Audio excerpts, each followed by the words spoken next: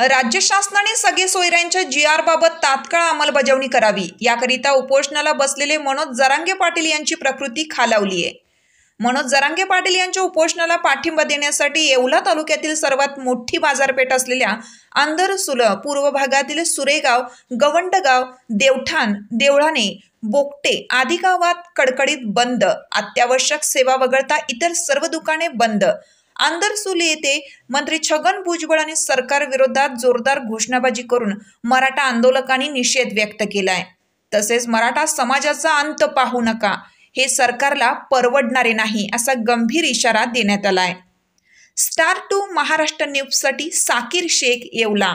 मराठ्यांची युद्ध माननीय श्री मनोज जरांगे पाटील गेल्या 5 दिवसापासून अमर उपोषण करत आहेत। खऱ्या अर्थाने सरकारने त्वरित GR काढावा यासाठी ते अमर उपोषणाला बसलेले आहेत। त्यांनी गेल्या 5 दिवसापासून पाणी, औषधं व अन्नाचा त्याग केलेला आहे। त्यांची आज तब्येत अतिशय खालवलेली आहे। त्यामुळे आम्ही अंधरसूल सकल मराठा समाजाच्या वतीने आज अंधरसूल कडकड बंद करण्यात आलेला आहे आणि मी सरकारला विनंती करतो का त्वरित GR ची अंमलबजावणी करावी ही विनंती करतो। मराठ्यांचे योद्धा मनोज पाटील जरांगे पाटील यांनी आज उपोषणाला 5वा दिवस आहे।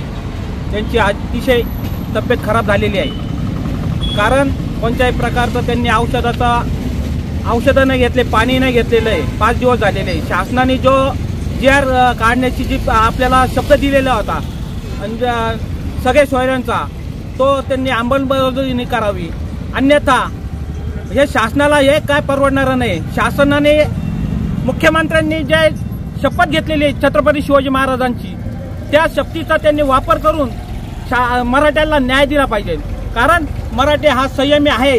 आज फक्त आम्ही कडकडीत बंद ठेवलेला आहे, हा निषेध म्हणून बांधे, परंतु उद्या काही जर झालं तर हे शासनाला नाही परंतु महाराष्ट्राला हा न परवडणारा विषय राहणार आहे। कारण किती मराठ्यांचे आजपर्यंत तुम्ही जीव घेणार आहे?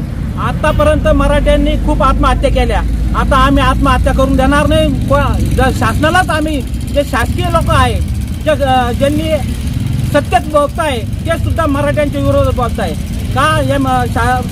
या शासनाने आमच्यावर कुत्रे भुकायला सोडलेले आहे का मराठ्यांवर?